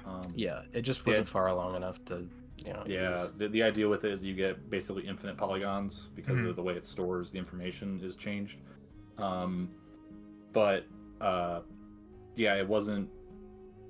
It's still experimental.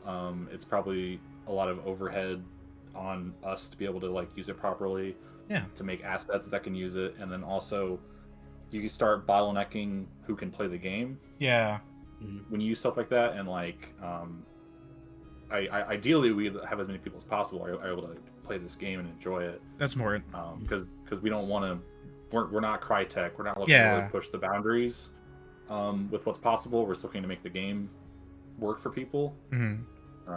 So like we'll play with the stuff that like they make because it's cool, but like it's sometimes it's just like outside of like scope in like many different directions. I was gonna actually ask you guys. I've been meaning to. I wanted to ask you this, but this has brought it up from here. Specifically talking about all the, the Unreal Engine plugins and stuff. How did you guys manage to get this game on Steam? Well, well, Lego, as far as like the legal side of things, Yeah. that was part of why we were consulting about like the guidelines they have. Yeah. Um, We were asking the ambassador, it's like, is it okay to put this on Steam? And then they said, like, should be fine, you know, as long as you follow the guidelines. Ah, And then cool. Steam has like a small fee to put it on there, and then bam. Well, It's there on you there. go. Nice. Sorry for the tangent. Going back to the questions. Last one from J Silverware. How much of the project is blueprints versus C++? I would say probably like 60-70% are blueprints, and then the other percent is C++, because there's only like 2 people who know C++ like properly, syntax stuff, who actually are working in the engine, and that's our programming lead and freetime coder. So Yeah. they do occasionally do there's like maybe 1 or 2 other people who know, but they occasionally do like subsystems and stuff to hook into people who use blueprints, and yeah, I mean blueprints are great. So is C++. Yeah. Blueprints are phenomenal. I love blueprints. Yeah. I know what all this Except means. when I don't. I'm the smartest.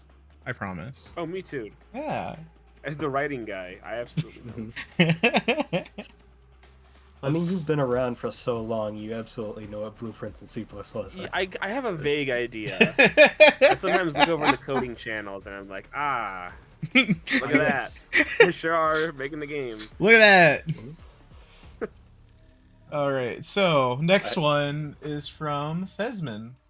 You touched on it briefly already, but is it safe to say that some of the mask locations will be drawn from some of the books or comics? Yes. Yes, not all of them, admittedly. No, sure. But a lot of them. Yeah, we're trying to draw from areas that make sense to be drawn from. Yeah. Or that would make for cool content. Yeah. So we want to have a lot of references to the canon material. But so yeah, you will see some of the locations from the from canon. You will see some that are original. So it's not just like you're not. This isn't like a one-to-one recreation of Motunui as it was displayed in canon. It's more of how can we take something from canon to elevate the game more, essentially. Yeah. There was an early experiment during 2.0's early days where we took the height map that Faber has and we made an actual accurate 1-to-1 scale Matanui map. That's awesome. And that is about the size of Denmark. So Yo, it was massive and completely unusable. You boot it up and your computer explodes. I It was believe more that about like was- it would take like 2 hours to get from one side of the volcano like rim to the other side. Yeah. Wow. I believe that still is the visual map we use. Yeah. Correct? Yeah. So that's still represented. It's just a better scale for our actual gameplay. Yeah. Yeah, I think the first meeting I was in, I said it was like I asked like what's like how big is everything, and I don't remember who. Someone said like, oh, it's gonna be like life size scale, and I was sweating bullets. I was like, I don't know about that. So, next question from Sire X Lion. A more serious question though.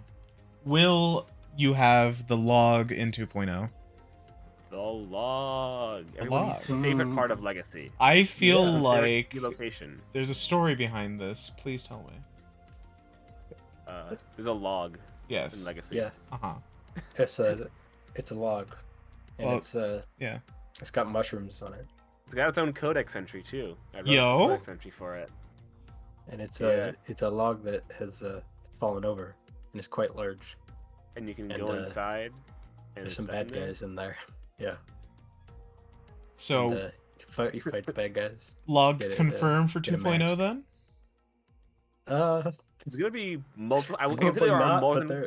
Yeah, I want to say there there's are like multiple the- logs. yeah, there are multiple multiple logs. logs.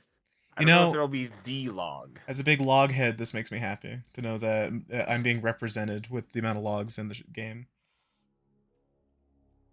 Let's see here. We have Nintendo Joe 20. Let me see. Sorry, it's just cutting it out. So they asked this in a strange way, but I think that was a typo. Will there be a new theme reveal of the game soon? New Yeah, song? we're planning to do one new theme each month. Yes. I believe Least. last month's came sort of at the end of January, so tail end of February. Keep an eye out or an ear out. Ah, Nice one. hell yeah! But yeah, keep it. Yeah, we are definitely going to be releasing more. Sure. So yeah. Very cool. Moving on to the next one, we have another one from War Gamer Lena. Other than fighting, how might players interact with Rahi? In Legends of Manui, Pohatu rides one, for instance. I'm laughing because something that Onie has been working on. Can we say it? Oh yeah. Well, Yeah. I mean, We're gonna were put it in the- out as a post. We're gonna put it up as a so- little teaser soon, so Yeah. you guys get a Sure. little sneak peek of Oh my god. planning. Please. You can pet the bird. Oh. That makes me happy. So look forward to being able to walk up Yeah. to the bird, push the E button, Yeah. and then pet him. There are some non-hostile Rahi, but not a lot of, not Yeah. like discrete segments like Sure. in what's the name of the game? Legends. Legends Yeah. of Manui, yeah. Yeah, because I think we're focused more on like being able to be the Toa, Yeah. right? I think it's I fair mean, to say. you could also count the Komau as interacting with the Rahi. Yeah, Mhm. that's what I was about to say. The Mask of Yeah. Mind Control, Ooh. which is Get to control the Rahi. Ooh. that is planned. I mean, it was in Togs, so Yeah. Trials of the Great Spirit, you can try it out there. Sure. The new one is going to be better than it was in that. Gotcha. Yeah, gotcha. Alright, if we have any more questions, feel free to put them in here. We're just gonna talk a little bit, kind of pick brains. One thing I'm curious about. So there is a day-night cycle, am I correct? Yes. How will this affect like the overall gameplay experience? Like, will unique things come out at night versus not, or is it just like an aesthetic change? I'm pretty sure we have a couple of things planned Sure. for different like enemy stuff at night. Mm-hmm. Definitely a lot more in depth in the actual final game, but for the demo, there are a couple of things that will change. Gotcha. Sure. Let's see here. We are going down to Dazalius. Could you talk more about lore accuracy? Hi, Daz. No, yeah, Daz was one of our devs. Sure. He's been on our streams a lot. Hello, I'm glad that you're here. First off, good Yeah. to see you. Yeah, lore accuracy. There are admittedly some areas where we're diverging from the lore. Yeah. Mostly just because it's like kind of annoying to sort of justify and like combine in a satisfying way. Sure. Because a lot of Yeah. things are like contradictory and stuff. Yeah. Have we? I think there's a thing that I think we've talked about in the fan server, Mhm. but I'm not sure if I should bring up publicly. Is it public? I don't know. Let me see. What do you? It's the Anything can be public if you're brave enough. that is true. Let me see. You could say it in a way to me that I understand. I feel what you're I don't talking know about, how but- to. I'm not sure how to say it. let me see. I'm not sure whether or not Garrett has said this before, because I feel like Garrett would have said it. Keep talking while I look this up. Gotcha. All right. All right. So, next question while you're looking this up. Enoch's Legacy. When the game releases, will there be updates to it that adds features, story elements? Yes. So I think the question's asking, What- will there be, like, after initial launch, is there going to be more, are you guys still going to work on the game and add more content to it? Well, for the demo, the only updates I think we're planning on doing are like mostly bug fixes and like Yeah. quality of life stuff. And then after that, and the actual game comes out, then we have some plans for stuff. As far as like post game, like when the whole thing is done, we don't have any plans on that yet. Yeah. We have some like very loose like things we could do, Yes. but we haven't actually really talked about it yet. Sure. So, yeah, we got some stuff. There. Very cool.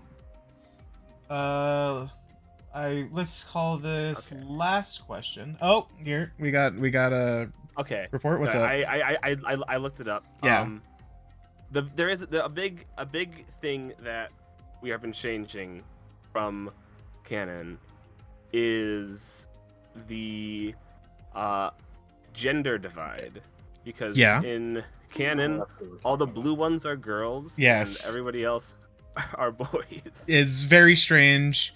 I used to think that it was a bit like weird because I used to, collect Transformers and stuff. I'm like, man, there's no girls. And then I went to Bionicle, and it's like, yeah, they're the blue ones, maybe. Like, Yeah. So, yeah, for Marcos, I don't know exactly how to word this. Go ahead. No, yeah.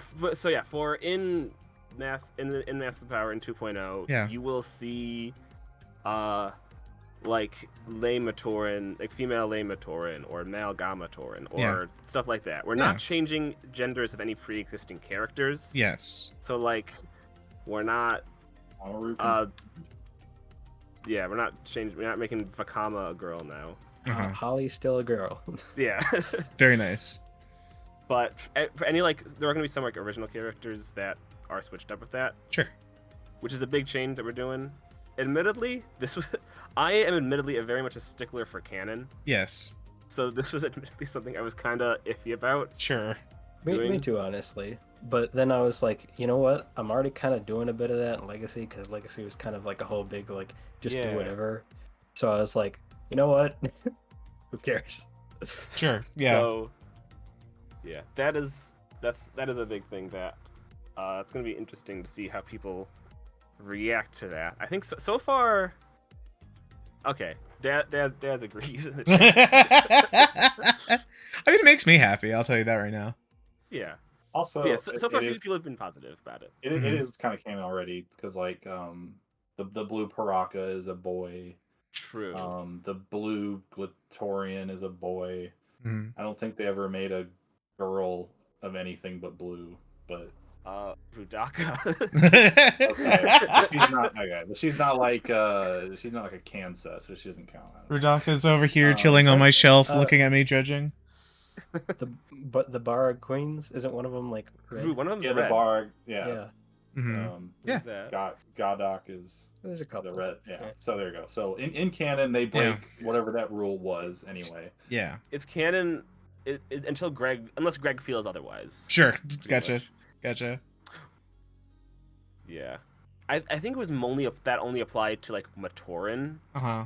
and Toa, like because like Makuta or Rudaka or non-Toa Matorin could be like differences there Mm-hmm. from the blue equals girl rule. Blue equals girl.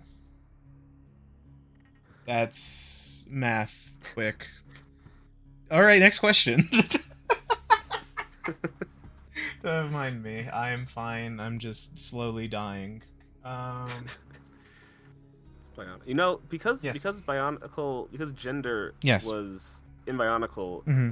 was a racial trait tied to the Gamatorin. Yeah. Does that make Never mind. All right, yeah. What's up? Continue. Never mind. Go on. It's fine. I'm gonna try. All right. Does that mean when you're sexist you're also racist? At That's the what I'm same saying. time? Like, does that mean like any sexism is just racism at that point? Yes. It's Also, kind of convenient because then you just have the one ism. it's just Awful. I believe they call it being a dickhead colloquially. Yeah. All right. So let's see here. Do we have any more questions? I don't think so. I mean, it makes sense because I believe everyone is dying. I'm mostly dying. I do apologize. I do see Sir Exelon ask Ooh, please if do. anything from the Oh, I do see that. Prophet of the Makuta quest from Legacy will be Ooh, 2.0. please do tell. I don't believe that's kind of more up Maybe. to the writing team. Sure. Maybe. Maybe. Thank you, Mark. I appreciate you. If at one point I'm in engine and like doing stuff and I decide, you know what, let's do this, then I might add like a Easter egg from that. Or if like I'm more serious about it, then I could talk to the writing team. We could all figure out something. Sure. I don't know. It's possible. Well, on that lovely note, and I'm gonna end on this lovely note from Word Gamer Lena, little gay robots, which I think we can all agree is pretty based. Oh, we have one more question, Jay Silverware. It's true. If you guys want to keep secret, that's understandable. But there are going to be hold on. But are there going to be world pressure events that the player experiences at random while exploring, or overall changes to the environment through the game progression? Ooh, that's a good question.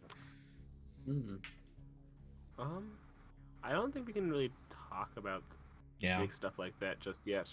Once we're ready to reveal more about the story and the plots, then we'll talk more about that. But at this time, we don't have much. We can't talk about much, unfortunately. Yeah. I think it's fair to say that that is something we would like to do, but as far as like how it would be done or like what we're actually going to be doing with it is like can't talk about it yet. Sure. All right. Is there anything you guys would like to talk about or reveal to the audience before we close off with plugs tonight?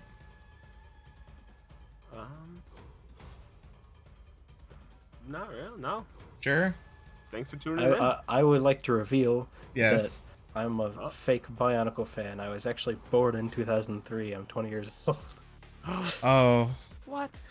I'm fake. Hold on. Real quick question. How old are all of you three? Just like back to back.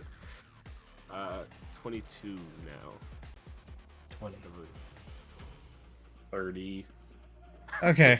Okay. Old head. I was gonna say because I don't think you're the oldest though on the No, team. I grew up with Bronicles proper though. Gotcha. Yeah. Yeah, I because was there. At the In right the time old age before of- time, I was there. I was gonna say because I'm 24, so I was just about to be like, oh my god, do I have a bunch of 20-year-olds in my chat? Hold on, like. Yeah, I got into it at the age like 4 years old. I remember that. Oh yeah.